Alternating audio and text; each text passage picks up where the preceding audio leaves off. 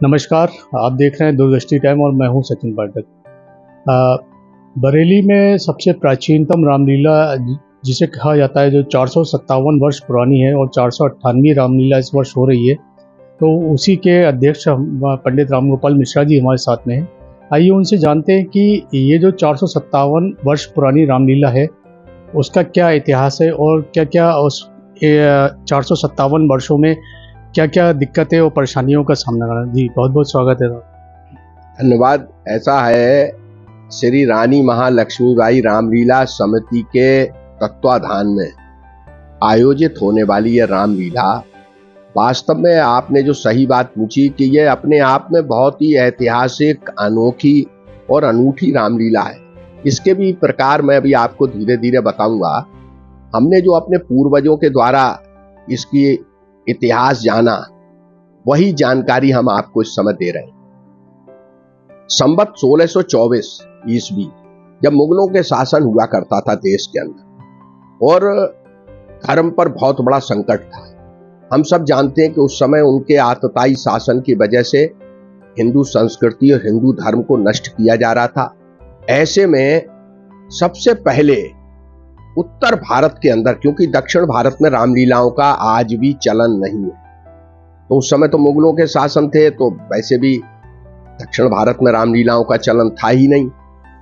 यहां पर उत्तर भारत के अंदर सबसे पहले, अभी आपने सुना होगा, अयोध्या धाम, उनके जो इस समय मौजूदा ट्रस्टी हैं श्री अनिल मिश्रा जी, उनके पूर्वज वो राजा थे। उनके द्वारा लगभग 550 वर्ष पहले अयोध्या में रामलीला का मंचन प्रारंभ हुआ। उनके भी लगभग 20-25 साल के बाद ऐसा बताया जाता है कि दूसरी रामलीला उत्तर भारत में काशी की रामनगरिया नामक स्थान पर हुई, जिसको स्वयं गोस्वामी तुलसीदास जी ने किया। उसके बाद पंडित मदन मोहन मालवीय जी के पूर्वज वो लोग उस रामलीला को कराते रहे। और तीसरी रामलीला तत्कालीन राजा, कन्नौज पहले स्टेट था कन्नौज, बाद में कन्नौज का विलय लखनऊ स्टेट में हो गया। बाद में वो लखनऊ स्टेट के नाम से पहचाना जाने लगा। तो कन्नौज और लखनऊ स्टेट के जो तत्कालीन राजा थे वो राजा जयचंद्र, कुंवर जयचंद्र शुक्ला जी, लेकिन वो कुंवर जयचंद्र लिखते थे। और उन्होंने इस रामलीला का शुभारंभ संवत 1624 में किया।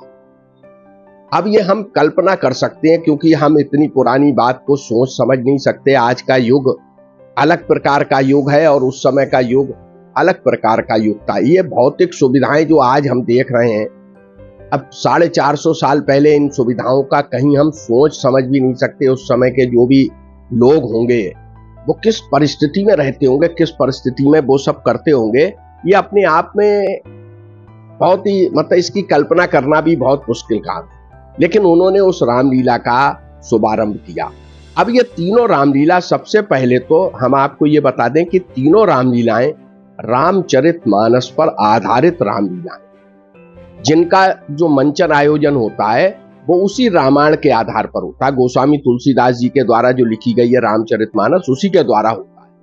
अब ये 457 साल का जो इतिहास है, जो इस वर्ष 458 वर्ष हो रहे हैं, तो उस समय कुंवर जयचंद्र जी राजा, उस समय के राजा, उन्होंने चूंकि अपनी पत्नी को, उस समय वैसा बताया जाता है कि वो अपनी पत्नी को अथाह प्रेम करते थे और उनको रानी साहिबा कहा जाता। तो उनका नाम जो था वो लक्ष्मीबाई था। बाद रानी लक्ष्मीबाई, क्योंकि रानी थी, राजा की पत्नी थी तो रानी हो गई, लेकिन उनको कुछ ऐसा खिताब मिला महा का, तो उनको खिताब के आधार पर श्री रानी महालक्ष्मीबाई उनका नाम हो गया। अब श्री का, अब चूंकि वो लक्ष्मी थी, लोग कहते हैं कि भाई, हमसे सवाल बहुत सारे लोग पूछते हैं कि भाई ये आखिर महिला के आगे श्री क्यों, श्रीमती क्यों नहीं? तो श्री का मतलब, चूंकि हम लोग जानते हैं कि श्री का मतलब लक्ष्मी होता है, और इसीलिए वो स्वयं साक्षात लक्ष्मी का रूप थी, ऐसा उनके लोग मानते थे। उनकी कुछ हुई होंगे चमत्कार उनके जीवन में, तो लक्ष्मी उनका नाम भी था और उनका स्वरूप भी था, तो इसलिए उनके आगे श्री शब्द लगाया गया। और ये पुरानी पौराणिक परंपराएं हैं जिनको हम लोग आज तक चला रहे हैं और उसको बदल भी नहीं सकते, क्योंकि जब कहीं पर इतिहास बन जाता है तो उस इतिहास पे चलना लोगों का काम होता है। तो वहीं उसी से फिर वो चलता रहा। 150-200 वर्ष के बाद हमको ये बताया गया और हमारे बाबा ने हमको बताया, बहुत पुराना, वो कहते थे कि भाई हमारे भी पूर्वज बताते थे, क्योंकि हमारे बाबा 10 वर्ष की आयु में यहाँ पर बरेली आए। एक हम उनका भी बताएंगे, 2 मिनट में हम अपनी बात आपको पहले पीछे की तरफ ले जाएं। उनके वंशज इस रामलीला को फिर करते रहे। धीरे धीरे समय गुजरता गया, 1 पीढ़ी, 2 पीढ़ी, 3 पीढ़ी चल गई। बीच में एक राजा जसवंत राव भी बने और उनके आखिरी वंशज, राजा जयचंद्र जी के आखिरी वंशज राजा बसंत राव थे। राजा बसंत राव जी को जब लगा कि भाई हमारे पूर्वजों द्वारा ये रामलीला कराई गई और बरेली में रामलीला होती है, हमारी रियासत है, हमारी रियासत में होती, तो क्यों ना हम भी बरेली में कुछ रहे। उनके मन में जिज्ञासा हुई और वो लगभग अब से 150-200 वर्ष पूर्व वो बरेली आए। बरेली आने के बाद आए तो होंगे, लगभग हो गया, सही कह रहे हैं कि 150-200 से ज्यादा हो गए, लगभग 200 वर्ष के आसपास वो फिर बरेली आए। और बरेली आने के बाद उन्होंने अपनी रियासत में ही एक फाटक का निर्माण, मतलब भवन का निर्माण किया, महल नुमा, क्योंकि राजा लोग जैसे रहते थे, रहन सहन उनका बड़ा होता था, तो उन्होंने एक महल का निर्माण किया जिसका नाम रानी साहिबा रखा।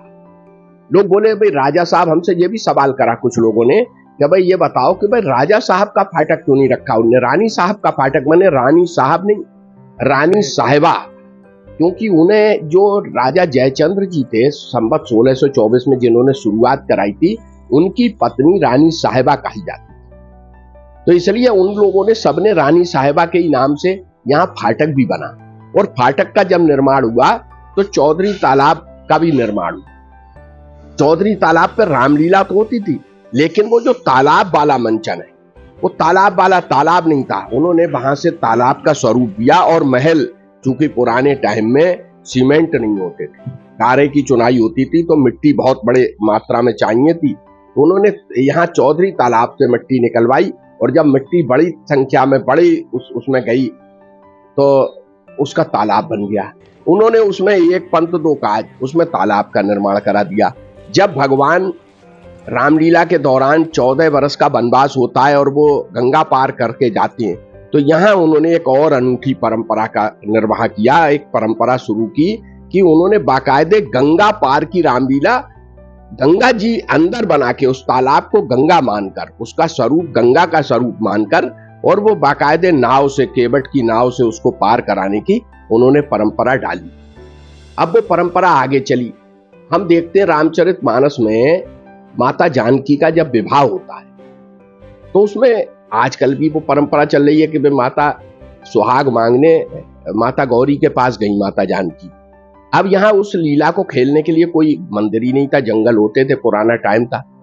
उनकी पत्नी आखिरी जो वंशज थे वो भी यहाँ देखने आती थी मंचन।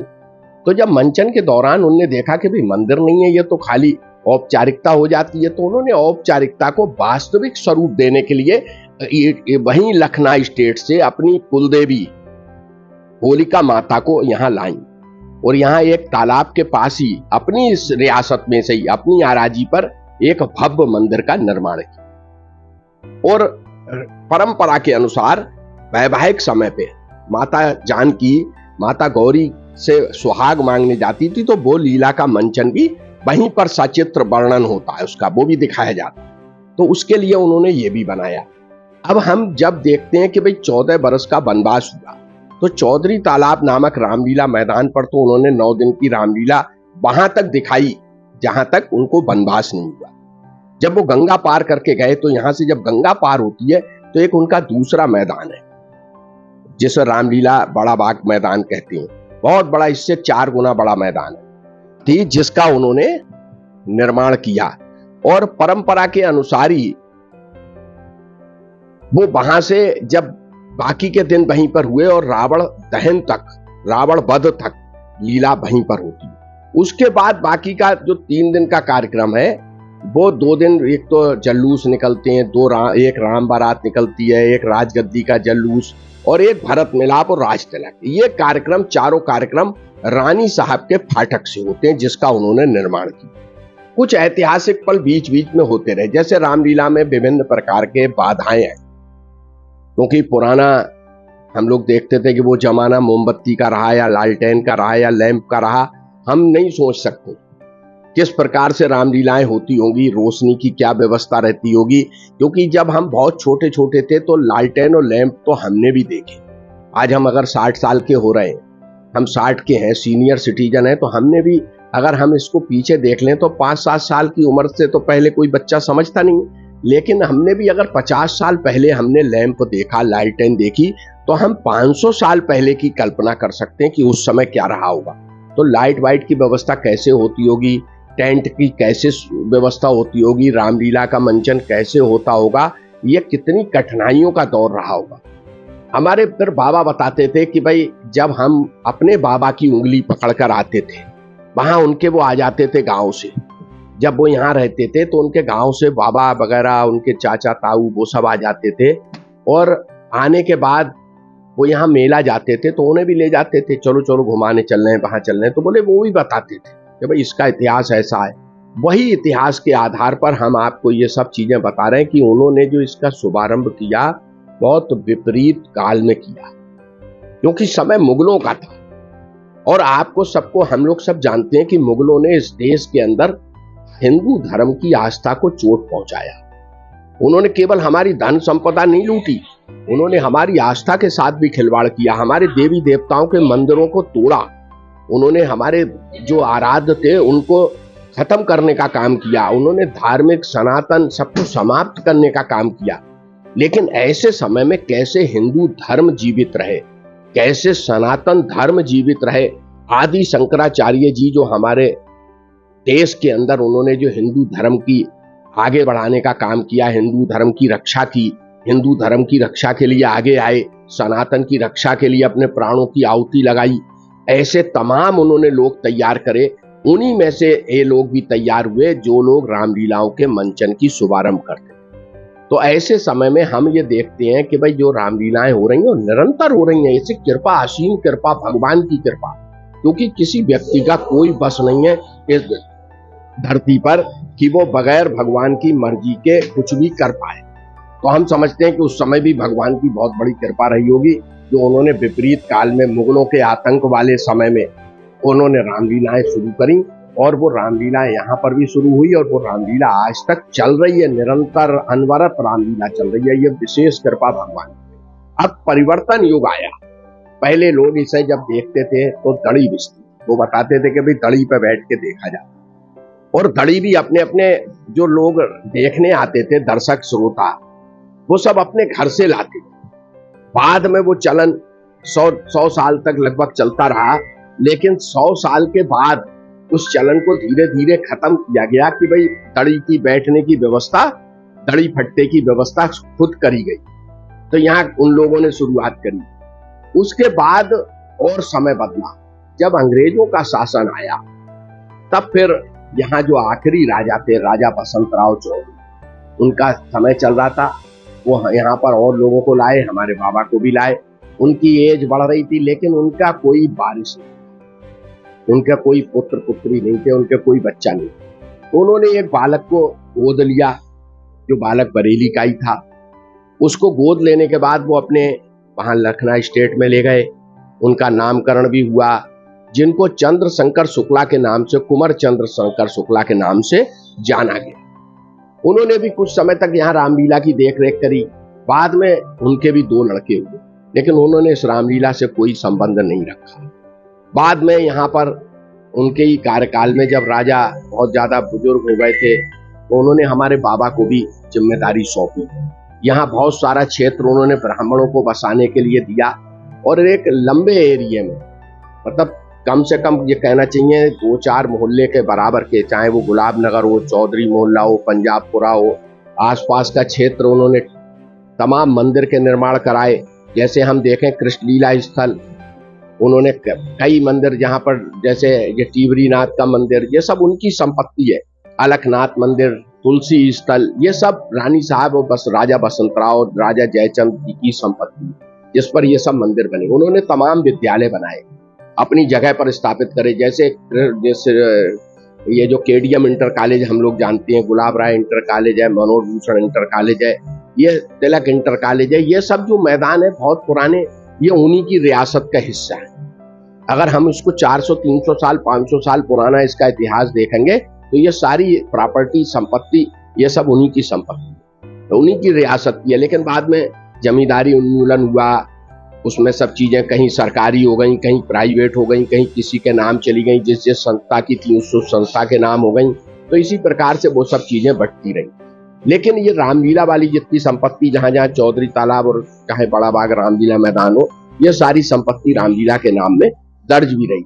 अब समस्या कहीं पर आई, जैसे नगर निगम कहने लगा आजादी के बाद नगर निगम कहने लगा कि भाई जैसे नगर पालिका या नगर टाउन एरिया था, उस समय तक कोई दिक्कत नहीं आई।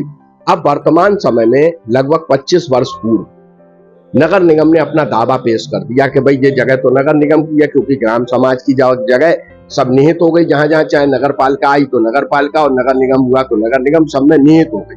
लेकिन हमने उनको बताया, आज भी हम लोग उनसे अदालत में विचाराधीन है मुकदमा, हम उनसे लड़ रहे हैं मुकदमा। हमने उनको इस आधार पर बताया कि देखो, श्रेणी 1 में जब रामलीला के नाम दर्ज है, राजस्व अभिलेखों में हर जगह रामलीला चढ़ी हुई है, और जब जिम्मेदारी उन्मूलन आया तो उस समय चकबंदी के अधिकारियों ने उस पर साफ लिखा है कि इन नंबरों पर रामलीला हुआ करेगी, और ग्राम समाज को अन्य किसी काम में उठाने का इसका कोई अधिकार नहीं। तो जब उन्होंने उनको अधिकार से वंचित कर दिया और श्रेणी 1 में रामलीला मैदान करके रामलीला के नाम श्री रानी मां लक्ष्मीबाई रामलीला समिति के नाम उसको दर्ज कर दिया, तो फिर इस पर विवाद नहीं होना चाहिए और नगर निगम को उस पर दावा नहीं करना चाहिए। लेकिन अब वो समय समय पर, चूंकि आज जमीनों की कीमतें बढ़ गई, नगर निगम अपना दावा करने लगा। कहीं घूमने का इतना बड़ा शहर के अंदर कहीं पे जगह इतनी है नहीं, ये बहुत बड़ा मैदान है, तो उनको भी पता नहीं, किसी ने चढ़ा दिया। कभी कभी राजनीतिक प्रतिद्वंदता आ जाती है, कभी कभी वैचारिक द्वंद्वता आ जाती है, तो मतभेद, कई सरकारों के मतभेद हो जाते हैं कि भाई हम लोग चूंकि भारतीय जनता पार्टी से जुड़े रहे, हमारे पूर्वज भारतीय जनसंघ से जुड़े थे, आरएसएस से जुड़े थे, हम लोग भी आरएसएस से जुड़े हुए हैं, हम लोग भी संघ के स्वयंसेवक रहे, विद्यार्थी परिषद में लंबे समय काम करते हुए भारतीय जनता पार्टी में काम कर रहे हैं। लेकिन हमारा इसका मतलब ये नहीं है कि हम कहीं पर कोई गलत काम कर रहे हैं। जो सही काम है, आज हम अगर धर्म की लड़ाई लड़ रहे हैं, अगर हम नैतिकता की लड़ाई लड़ रहे हैं, अगर हम सनातन की लड़ाई लड़ रहे हैं, तो इसमें तो सारे समाज का भला है। इसमें किसी एक समाज की, एक बिरादरी की, एक वर्ग की भलाई नहीं है। हम जब तक, अगर हम अपनी समाज को, अपने लोगों को, अपने पूर्व वंशजों को, आने वाली पीढ़ियों को अगर हम अपनी आस्था और धर्म से नहीं जोड़ेंगे, हम उनका अगर सही से संस्कार नहीं होने देंगे, तो हम वो बिगड़ जाएंगे। आज देखते हैं समाज में तमाम प्रकार की कुरीतियां पैदा हो जाती हैं। उन कुरीतियों को दूर करने के लिए, या हमारे परिवार के लोगों में, बच्चों में संस्कारवान बने, वो उनमें कुरीतियां ना आए, इसके लिए हम धर्म कर्म की तो बात करते हैं। पूजा पद्धति किस लिए होती है? बच्चों को पूजा पद्धति की बात उनके बड़े बुजुर्ग समझाते हैं, हम लोग भी अपने बच्चों को समझाते हैं। क्यों? हमारे संत ऋषि मुनि इतने बड़े बड़े महात्मा प्रवचन करते हैं, क्यों करते हैं? धर्म की रक्षा के लिए, धर्म बताने के लिए कि भाई देखो, आप लोग कहीं समाज में हो तो आपका भी कहीं जिम्मेदारी बन रही है कि आप अपने समाज को आगे ले जाओ, अपने आप को इस लायक बनाओ, कुरीतियों से दूर रखो, संस्कारवान बनो। इसकी जिम्मेदारी समाज के जो भी लोग हैं, संत महात्मा ऋषि पुरुष आदि, शंकराचार्य जी ने यही तो बताया। तो इसलिए वो ही सब चीजें हमारी संस्कृति में शामिल है। हम लोग चाहते हैं समाज को सही दिशा मिले, समाज सही दिशा पे आगे बढ़े, और राष्ट्र का निर्माण भी उसी प्रकार से हो जिस प्रकार से लोगों ने, हमारे पूर्वजों ने उसकी कल्पना की। जिस प्रकार से देश को आजाद करने में हमारे लाखों लोगों ने अपनी जान की बाजी लगा दी, कहीं उन्होंने सोचा कि हमें क्या मिलेगा, हमारे मरने के बाद क्या होगा? लेकिन उनके मन में उन्होंने कभी नहीं सोचा। उन्होंने कहा कि नहीं, ये देश गुलाम नहीं रहना चाहिए, देश आजाद होना चाहिए, ये देश समृद्धशाली बने, देश भारत माता हमारी अमर रहे। तो उनके अपने एक राष्ट्र के प्रति न्योछावर हो गए। तो हम लोग भी समाज को अगर हम सही दिशा दें, तो इसीलिए हम ये धर्म कर्म के जो काम चल रहे हैं, ये जो धार्मिक व्यवस्थाएं चल रही हैं, इनको आगे बढ़ाने के लिए अब हम लोगों को आगे रहना। हम सब लोगों को आह्वान करते हैं, जो भी आज सनातन में विश्वास रखता है, जो धर्म में विश्वास रखता है, हिंदू धर्म में विश्वास रखता है, क्योंकि धर्म सिर्फ हिंदू धर्म इस धरती पे है। जब धरती की रचना ब्रह्मा जी ने की तो केवल मनु और शत्रुपा नाम के एक स्त्री एक पुरुष आए और उन्हीं की सब संतानें। यहां पर दूसरी विचारधाराओं के लोग चाहे धर्म के आधार पर बने, वो यहीं से बने, वो बाद में बने, उनका अस्तित्व भी बहुत बाद का है। हमारा अस्तित्व बहुत पहले का। इस धरती पर केवल और केवल हिंदू आया। और जब भारत की धरती पर या दुनिया की धरती पर जब मनु और शत्रुपा के नाम से दो लोग भगवान ने भेजे, ब्रह्मा जी ने भेजे, ब्रह्मा जी ने सृष्टि रचना की, ये सब लोग मान्यता है, ये पौराणिक मान्यता भी है। इसलिए हम लोग उस व्यवस्था को अलग नहीं हो सकते, व्यवस्था को दूर भी नहीं कर सकते, व्यवस्था से बदलाव भी नहीं कर सकते और व्यवस्था को चैलेंज भी नहीं कर सकते, क्योंकि ये व्यवस्था ईश्वरीय व्यवस्था है। तो उस समय से ये सब परंपराएं चल रही हैं और ये परंपराओं में कहीं ना कहीं आप देखते हैं कि ईश्वरीय शक्ति हमको ताकत देती है, क्योंकि व्यक्ति में इतनी ताकत नहीं है वो करे। लेकिन नगर निगम ने यहाँ पर बहुत ज्यादा अनदेखी की। अब यहाँ एक विद्यालय का भी निर्माण, जब हमने देखा कि हमारे रामलीला मैदान के बाईं ओर ईसाइयत पनप रही है, वहां एक स्कूल का निर्माण हुआ। वो स्कूल का निर्माण हार्टमैन के नाम से हुआ। ईसाई समाज के लोगों ने उसका निर्माण कराया और वो अपनी पद्धति, पूजा पद्धति के आधार पर उस विद्यालय को चलाने लगे। लोगों में विचार आए, कई लोग बैठे, वहां से विचार निकल कर आए, मन में आए, लोगों ने उसको अपना साझा किया कि भाई क्यों ना हम अपनी हिंदू संस्कृति, हिंदू धर्म को भी आगे बढ़ाएं। तब हमसे बहुत ज्यादा कई लोगों ने हमसे कहा, फिर संघ के भी वरिष्ठ लोगों ने कहा कि भाई क्यों ना हम इस पर एक अपने विचारधारा का विद्यालय बनाएं, जिसमें बच्चे हमारी संस्कृति सीखें, हमारा जो सामाजिक रचना है या हमारी पूर्वजों के द्वारा जो सनातन धर्म है उसकी अनुसार पूजा पद्धति के अनुसार वो पाठ शिक्षा ग्रहण करें। तो इसके लिए वहां पर एक रानी लक्ष्मीबाई के नाम से ही एक इंटर कॉलेज का निर्माण कराया, जिसकी जगह वहां पर सारे लोगों की मर्जी से वहां दी गई, जो भी वो रामलीला के अलग की जगह थी, उसको रामलीला के लिए उपयोगी नहीं थी, खाली पड़ी रहती थी। आज बहुत सारी जगह पे वहां आसपास लोगों ने कब्जे कर लिए, अपनी किसी ने मकान बना लिए, किसी ने दुकान बना ली, किसी ने अपने पूरे महल बना लिए, किसी ने शादी हाल बना लिए, किसी ने स्कूल बना लिए, वह कब्जा कर करके। आप हम नाते, हमने कई बार प्रशासन के लोगों से कहा, लेकिन उन्होंने कहा भाई अब बन गए, आप कहां थे? हमने कहा नहीं थे। 2003 से यहाँ रिसीवर नियुक्त कराया, समाजवादी पार्टी की सरकार आई और समाजवादी पार्टी की सरकार ने यहाँ पर रिसीवर बैठा दिया। इस पे ही सबसे पहले उन्होंने हमेशा आस्था पे ही चोट करी, क्योंकि वो हमने कहा ना जो राजनीतिक मतभेद था, तो राजनीतिक मतभेद के कारण उन्होंने हमेशा निगाह रखी और निगाह रखने के बाद कि किस तरीके से इसे हड़पा जाए, तो उन्होंने यहाँ पर रिसीवर बैठलवा दिया।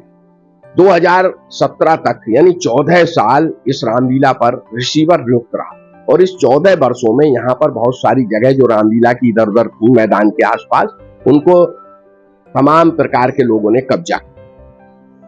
तो आज हम लोग जो संघर्ष कर रहे हैं वो इस बात के लिए कर रहे हैं कि भाई हमारी ये अनोखी रामलीला की जो परंपरा है ये जीवित रहे, ये परंपरा आगे बढ़े। दिन प्रतिदिन हम उसका स्वरूप बदलने का काम कर रहे हैं, क्योंकि हमारे अब भौतिकतावादी युग आ गया। अब हम इस पर कुर्सी पर, अब कोई आदमी दड़ी पर बैठ के देखना नहीं चाहता, तो हम उनको बाकायदे कुर्सी पर बैठा लो। अब कुर्सी की व्यवस्था आ गई। उद्घाटन के समय में जब हम शुभारंभ करते हैं तो शहर के गणमान्य लोगों को, जनप्रतिनिधियों को आमंत्रित करते हैं। उस समय हम सोफे भी डलवाते हैं, उनकी बाकायदे सम्मान की भी व्यवस्था करते हैं। अतिथि देवो भव, उस परंपरा का भी हम निर्वाह करते हैं। तो वहां पर हम बाकायदे, और यहाँ पर जो दो बहुत प्रसिद्ध मंदिर हैं, जैसा हमने बताया था पहले कि अलखनाथ मंदिर और तुलसी स्थल, वहां के महंत लोगों को भी हम ओपनिंग में बुलाते हैं और वो बाकायदे उसमें आते भी हैं, क्योंकि उनको बहुत अच्छा लगता है कि भाई हम सनातन को आगे बढ़ा रहे हैं।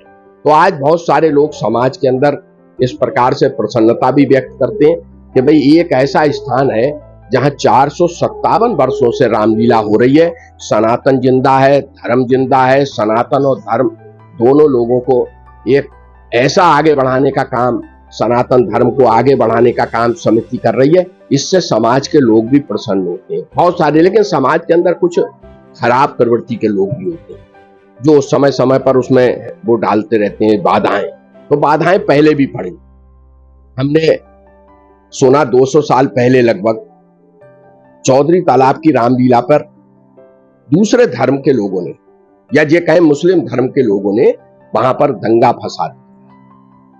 राजा साहब आए, जब उनको पता चला उन्होंने कहा कि भाई ये क्या बात हो गई, अगर तुम बहादुर बन रहे हो तो लड़ाई तुम अखाड़े में लड़ लेना, निर्णय अखाड़े में कर लेना। बाद में अखाड़ा हुआ दशहरे के बाद, और अखाड़ा में उन लोगों को परास्त किया गया, वो परास्त हो गए। उसके बाद वो फिर कभी नहीं आए रामलीला की। तो बहुत सारे ऐसे आते ना बीच बीच में, जैसे लोग उपद्रवी, आतताई, आतंकवादी, गलत विचारधारा के लोग, दूसरी विचारधारा के लोग, या मतभेद वाले में कि ईर्ष्यालु लोग कि अरे ये कैसे करा रहे हैं, इनका नाम कैसे हो रहा है, ऐसे लोग भी समय समय पर कूद पड़ते हैं और वो रामलीलाओं में व्यवधान हमारी नहीं बहुत सारी जगह करते हैं, लेकिन इसमें भी करते हैं। इस पर चूंकि प्रॉपर्टी बहुत, हमारी रामलीला की बहुत सारी प्रॉपर्टी है जिस पर लोग कई बार कब्जे करे, उनको कब्जा हटाने में हमारे ऊपर मुकदमे भी लिखे गए। वो मुकदमे झूठे सिद्ध हुए।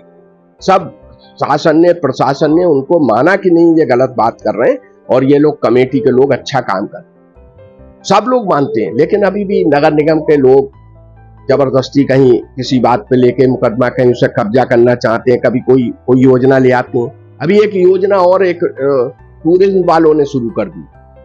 उन्होंने कहा कि हम यहाँ पर कांवड़ स्थल बनाएंगे। कहा भाई आप अगर विकास करना चाहते हो, कांवड़ स्थल बनाना चाहते हो, बहुत बढ़िया, लेकिन कांवड़ स्थल कायदे से बनना चाहिए, क्योंकि यहाँ पर बराबर की अब आबादी हो गई, आधी मुस्लिम और आधे हिंदू है। इस रामलीला मैदान के बाईं तरफ जिधर को हार्टमैन कॉलेज हमने बताया, उधर 90% मुस्लिम आबादी, और जो हमने इधर बताया इधर हनुमान मंदिर, बहुत प्राचीन हनुमान मंदिर, बहुत सिद्ध हनुमान मंदिर, ऐसा हनुमान मंदिर बना हुआ, उसका ऐसा निर्माण कराया बाबा रामदास जी ने, जिसने सच्चे मन से जो मांगा उसको वो मिला। आज वहां पर लाखों की संख्या में लोग पहुंचते हैं। तो उस तरफ 90% हिंदू आबादी, लेकिन वो लोग इस पे कुछ ना कुछ करते रहते हैं। कभी कोई उस पे कि ये निर्माण बना लो, तो हमने कहा भाई अगर आप कांवड़ स्थल बनाना चाहते हैं तो इसको कायदे से बनाइए। बोले 4 करोड़ 1 लाख रुपया शासन से मंजूर हो गया, अच्छी बात है। हम लोग नापने, कमेटी के लोग आए, सब लोग बताए, हमने लिख के तय करो कि भाई हम जितना रुपया आया उतना लगाएंगे, एक बात। दूसरी बात, उसके बाकायदे दरवाजे बनाएंगे। बोले दरवाजे नहीं बनाएंगे, हम तो खुला सेट बनाएंगे। अरे हमने कहा खुला सेट बनाओगे तो इस पर तो अभी हम मैदान की रखवाली नहीं कर पा रहे हैं, फिर खुले सेट की रखवाली कैसे करेंगे? इस पर मुस्लिम समाज के लोग ही रहेंगे, क्योंकि हिंदू समाज का व्यक्ति सड़क पर नहीं सोता है, हिंदू समाज का व्यक्ति मंदिरों में नहीं सोता है, हिंदू समाज का व्यक्ति कहीं पर उसमें उसके मंदिरों के या उसके चबूतरों पर नहीं सोता है। लेकिन मुस्लिम समाज के लोगों को देखा जा सकता है कि वो सड़कों पे भी सोते हैं, मस्जिदों पे भी सोते हैं, मजारों पे भी सोते हैं, क्योंकि उनके घरों में कम जगह है और आबादी उनकी ज्यादा है। जनसंख्या के आधार पर उनको रहने का स्थान नहीं है उनके घर में, उनको कम मतलब वो कहना चाहिए उनकी सक्षमता नहीं है, लेकिन बगैर सक्षमता के भी वो ज्यादा बच्चे हो रहे हैं उनके। मुझे इस पर कोई टिप्पणी नहीं करना, लेकिन वास्तविकता जो बता रहे हैं, तो हमने उन लोगों से कहा कि भाई आप ऐसी व्यवस्था मत करो जिससे हमें अव्यवस्था पैदा हो और हमारे आगे परेशानी आ जाए और ये रामलीला का मंचन रुक जाए। तब लोगों ने, फिर हम अधिकारियों से भी मिले और लोगों से मिले, फिर वो सबको लगा कि वास्तव में ये गलत कर रहे हैं, रामलीला का मंचन है, रामलीला होती है या रामलीला ही हुएगी और किसी काम को नहीं दी जा सकती है। तब जाके उन्होंने यहाँ से पीछा छोड़ा, तब वो दूसरी जगह गए। कभी कभी यहाँ असामाजिक तत्व आते हैं, वो गाय छोड़ जाते हैं, कोई कुत्ता मर जाता है उसे डाल जाते हैं, कोई घोड़ा मर गया उसे डाल गए। मतलब वहां पर इस तरीके से कभी कभी परेशानियां भी पैदा करते हैं, जिसको बहुत सारे लोग हमारे जैसे पुलिस प्रशासन है, प्रशासनिक अधिकारी हैं, वो करते हैं। नगर निगम का भी हम ये बात कहेंगे कि नगर निगम भी हमें सहयोग भी करता है। जैसे 2 परंपराएं रामलीला के समय में, जैसे मंच को ठीक कराना, मैदान में सफाई कराना, शौचालय की व्यवस्था कराना, पानी की व्यवस्था कराना, लाइटिंग की व्यवस्था कराना, दीवारों का पुताई कराना, ये कई बहुत सारे काम नगर निगम के जिम्मे के हैं, लेकिन उसमें अधिकांश काम वो लोग कराते हैं। इसके लिए हम उनका हृदय से धन्यवाद भी करना चाहते हैं। और पुलिस प्रशासन बहुत, हम उनकी जितनी भी तारीफ करें वो कम होगी, क्योंकि पुलिस प्रशासन के अधिकारी मन से उसमें सहयोग करते हैं। वो कहते हैं कि भाई देखो आप बहुत अच्छा काम कर रहे हो, आज धर्म कर्म के काम पे लोगों को समय कहाँ है। इस भौतिक युग में उस परंपरा को निर्वाह रखना अपने आप में बहुत बड़ा चैलेंज है, बहुत बड़ी चुनौती है, क्योंकि आजकल लोग चंदा भी नहीं देते हैं, तो हम चंदा लेते भी नहीं। हम बगैर चंदे के इसमें जो भी भगवान की कृपा होती है, भगवान की कृपा से हम नहीं कह रहे हैं कि भाई हम अपने कहीं से हम ला रहे हैं जिला रहे हैं, क्योंकि हम कुछ लेके नहीं आए। कोई भी व्यक्ति धरती पर आया वो खाली हाथ आया, बगैर कपड़ों के आया, जो कुछ मिला उसको यहीं से मिला। तो भगवान का दिया हुआ है, भगवान के लिए अर्पित है। भगवान का जो कहते नहीं, तेरा तुझको अर्पण क्या लागे मेरा, तो भगवान का है, भगवान की लीला है, और ये लीला निरंतर आगे बढ़ रही है। इसके लिए हमारे पूर्व के बहुत सारे लोग यहाँ पर, जैसे पूर्व मंत्री आदरणीय हरीश गंगवार जी रहे, सांसद भी थे, उन्होंने इस कमेटी का बाकायदे रजिस्ट्रेशन कराया। ये रजिस्टर्ड कराई कमेटी, और लगभग 14-15 साल वो भी इसके अध्यक्ष रहे, और उन्होंने बहुत अच्छा सराहनीय योगदान रामलीला के लिए किया। उसके बाद हमारे बीच में भी कुछ लोग रहे, हमारे परिवार के लोग रहे, हमारे पापा के मामा रहे जगदम्बा प्रसाद त्रिपाठी जी, मतलब हमारे परिवार के लोग इसमें हमेशा जुड़े रहे, हमारे पिताजी जुड़े रहे, सब लोग जुड़े रहे। अध्यक्ष वो भले ही नहीं रहे, सरकारी सर्विस में थे, लेकिन उन्होंने भी रामलीला में निरंतर सहयोग किया। उसके बाद माननीय हमारे संतोष गंगवार जी, जो वर्तमान में महामहिम राज्यपाल हैं, उससे पहले वो केंद्रीय मंत्री भी रहे, 8 बार सांसद रहे, उन्होंने इसमें 14 साल लगातार रामलीला में अध्यक्ष पद निभाया, और इतना शानदार काम किया। इस रामलीला के योगदान, बहुत योगदान दिया उनका, उन्होंने इस रामलीला को बहुत आगे बढ़ाया। और आज ये जो व्यवस्थाएं हैं, इनमें बहुत सारी व्यवस्थाएं आदरणीय माननीय संतोष गंगवार जी के द्वारा भी की गई हैं, और आज भी जब हम लोग कोई उन्हें बताते हैं कुछ जाके, तो वो सहयोग भी करते हैं। पार्टी के बहुत सारे लोग हैं जो सहयोगात्मक रवैया अपनाते हैं। अगर उनको कोई परेशानी पता चलती है तो वो उस परेशानी में अपने आप को जो भी कर पाते हैं सहयोग, कि भाई हम प्रशासन को कहें, हम किसको कहें, जो भी समस्या आती है उसके समाधान में समिति का सहयोग करें। तो आज हम उस रामलीला का वर्णन कर रहे हैं, जो रामलीला उत्तर भारत की 3रे नंबर की सबसे प्राचीन रामलीला है, और इसकी भव्यता दिव्यता निरंतर आगे बढ़ रही है। ये ईश्वर की कृपा है। ये अपना लगातार हम एक और उल्लेख करना चाहते हैं, बीच में इमरजेंसी लगी, ये रामलीला हुई, बीच में अकाल पड़ा, युद्ध हुए, लेकिन उस समय भी रामलीला हुई। कर्फ्यू लगे, बारात निकली, राम बारात भी निकली, जल्लूस भी निकला। कोरोना आया, अभी 2 साल पहले कोरोना काल आया, और 2 बार आया कोरोना, लेकिन दोनों बार में रामलीला 21 में भी हुई, रामलीला 20 में। लोगों ने आयोजन को मना किया कि भाई आयोजन मत करो, तो हमने उसमें जल्लूस रोके कि भाई जल्लूस में लोग इकट्ठे हो जाते हैं, लेकिन हमने कोरोना की जो शासन की गाइडलाइन, उस गाइडलाइन के अनुसार हमने दूर दूर बैठाल कर कम लोगों में, बहुत कम लोगों में रामलीला का मंचन करवाया। ऐसा लोगों की भावनाएं भी थी कि नहीं, इसको रुकना नहीं चाहिए। तो वो भगवान की ऐसी शक्ति, भगवान की इतनी बड़ी कृपा, कि जिस कृपा से, उनके ईश्वरीय शक्ति से कमेटी के लोगों को, और विशेष तौर पे हम तो अपने लिए कहेंगे कि हम 97 से इसके अध्यक्ष हैं, और जब से अध्यक्ष बने हमें नहीं पता कि हमें कहां से सहयोग मिलता है, हमें कौन ताकत देता है, ये हम नहीं सोच सकते, लेकिन हम ये दावे से कह सकते हैं कि हमारे लिए ईश्वरीय शक्ति मिलती है, और वो शक्ति इन्हीं दिनों में मिलती है।